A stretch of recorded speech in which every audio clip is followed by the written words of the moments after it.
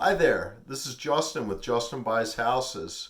I'm over here at one of our rental properties and was showing it to a prospect, and it just got me thinking. We were talking about expenses, and a good conversation today, real quick, is to talk about what's involved with selling my house. So let's say you have a property for sale and you're thinking about selling it. A seller really would like to know what kind of expenses they have. We're here in Pennsylvania. Specifically, a lot of the business we do or I do is in Bucks County. So it is going to vary from county to county, township to township. But one of the biggest costs or expenses that a seller incurs is what's called transfer tax. It's going to vary depending on the property, the location, and most importantly, the agreement that you come to.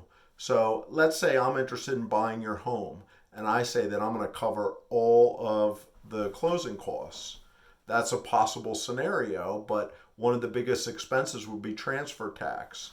So let's, for example, say if you had a property in Philadelphia, the transfer tax is over 4%. I believe it's 4.25%.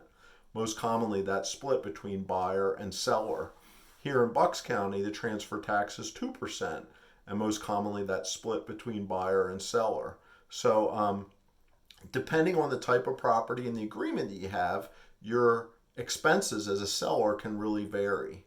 One of the biggest expenses, if you choose to sell your house traditionally, would be if you have a real estate agent or a realtor that's doing everything for you, there's typically going to be a commission. And nothing's set in stone. That's something you can negotiate with them. But most commonly, the commissions are between 5 and 6%.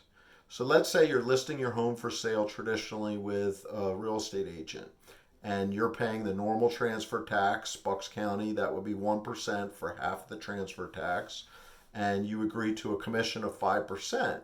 You now have 6% of the price as expenses on top of other little things like deed fee, notary, documentation, any use and occupancy permit. Let's just call them some ancillary fees.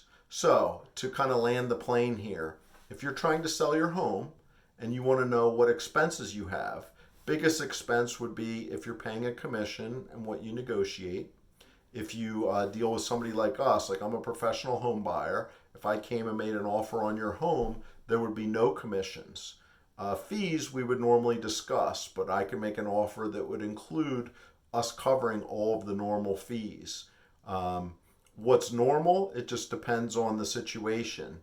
But one thing that we can't agree to pay until we know what's due would be like taxes. So if you have a lien on your property and you're behind on taxes, that's not something that we can just arbitrarily say we're going to cover.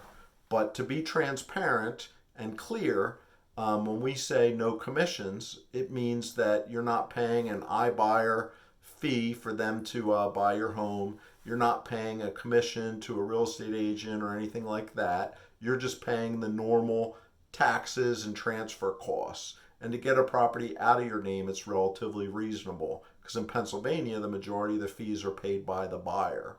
But we can make an offer that's a net, meaning this is how much you'd walk away with, and we'll see you at the closing table to square up.